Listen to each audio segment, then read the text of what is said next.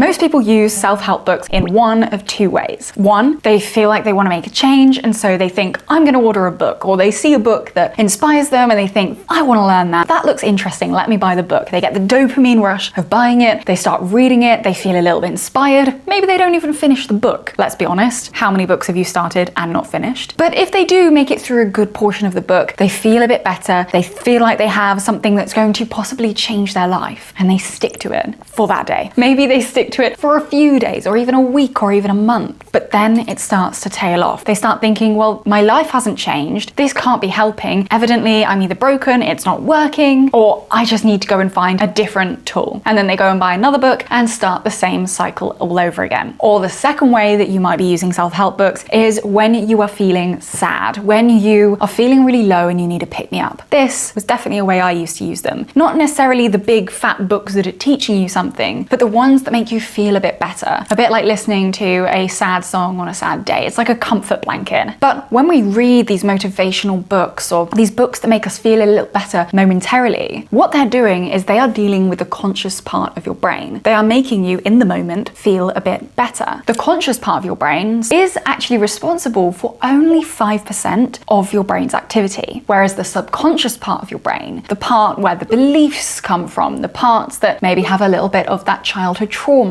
well, that subconscious part of your brain is responsible for roughly 95% of your brain activity. So if we want to really make a change to how we feel and start rewiring our brain, doing things that just engage the conscious part of the brain, that 5%, isn't really going to do much.